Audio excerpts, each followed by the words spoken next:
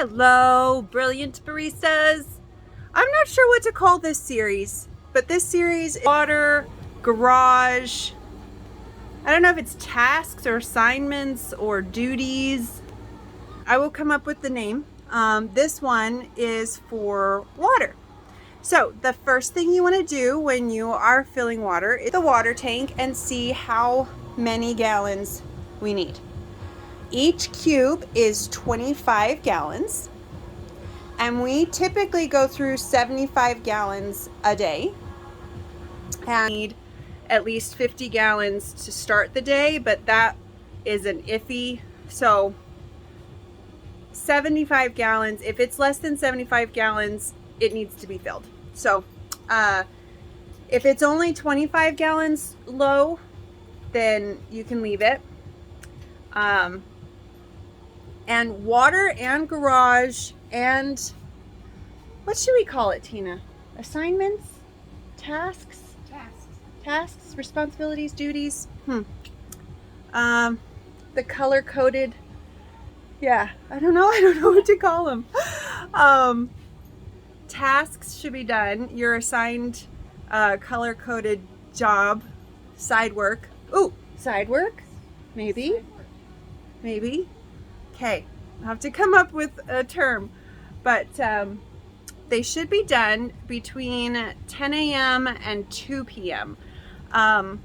During the week, 10 to 12, 10 to 11 is a good time for the AM person, the opener, to do whatever task they have assigned.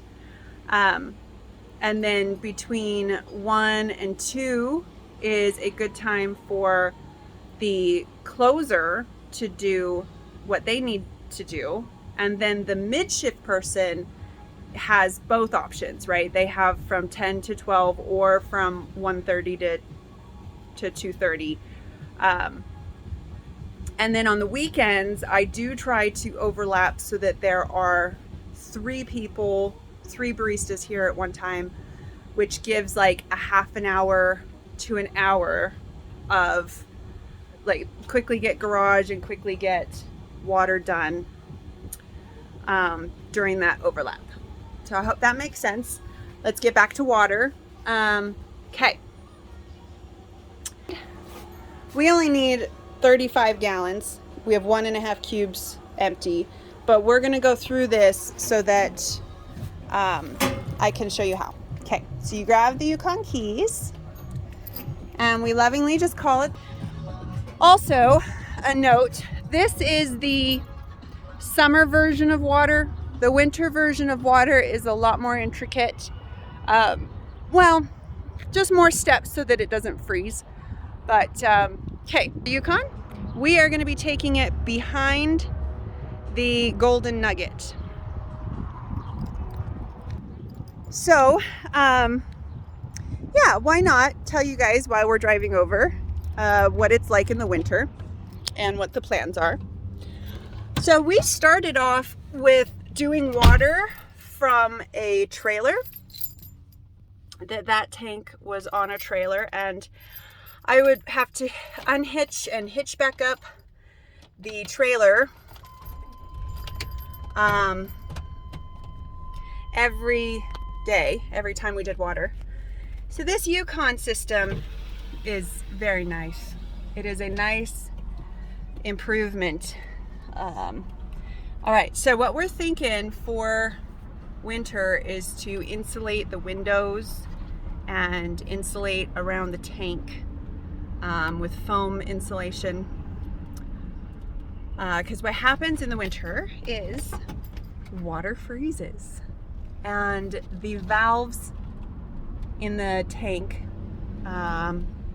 if they don't get drained all the way, so that's the big mantra about water in the winter, is to drain the tank all the way. Oh, hey, this is perfect. Okay, so where that truck is, whoops, that's my phone case. Okay, where that truck is where we usually park. No, what do? Let's just turn around so that we are facing that direction, because the hose is on the driver's side, so it's easier to do it this way. So we are going to just turn the Yukon around, and we're going to pull up just right here on the edge.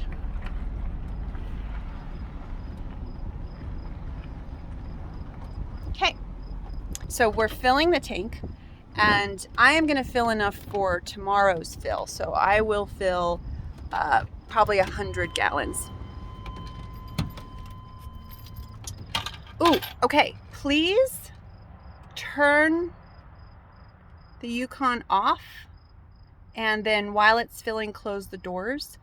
The battery has been really good lately, knock on wood, but sometimes the battery dies, and so we try to prevent that by not having the, I've already pulled, that's what the, what do you call it?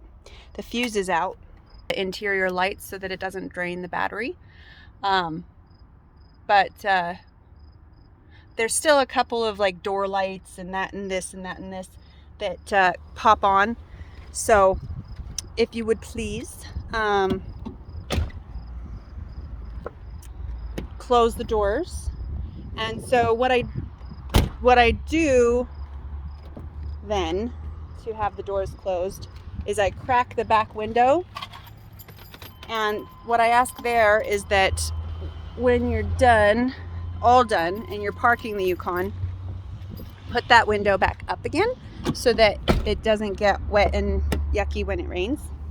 All right, there is the hose, and I just start the hose over the window, and then I pull it. Actually, that's not what I usually do. I think what I usually do is I grab all of it. Yeah, that's what I usually do. I grab all of it and I plop it out through the window. There we go. La-da-da. Okay, so we're gonna hook it up to the Golden Nuggets hose.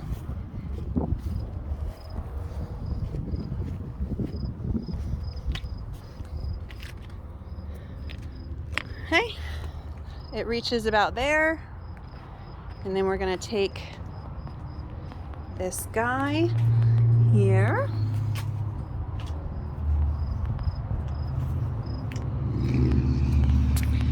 and we're gonna join them together. Let's see if you can still, oh, I know.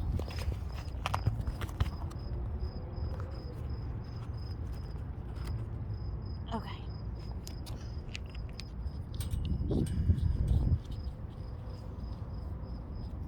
All right. I don't know if you saw that or not. Okay. Okay.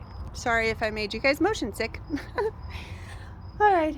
Now we are going to turn on the spigot all the way, and it does spray everywhere and drip everywhere.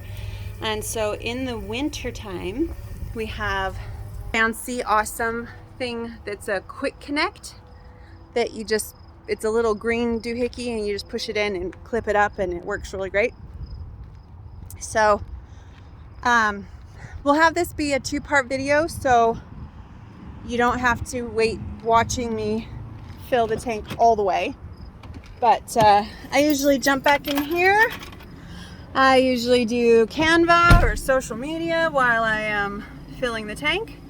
And numbers, 100, 125. I wouldn't fill it more than 150 ever. I usually fill it about 100, 125.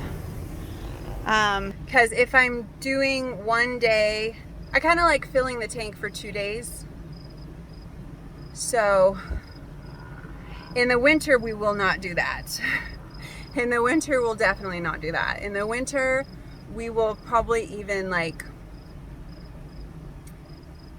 guess a couple of gallons less than what we need in the hut. So let's say we needed 50 gallons. I would only fill it to about 45 gallons so that we completely empty the tank. So there's a little foreshadowing for this winter.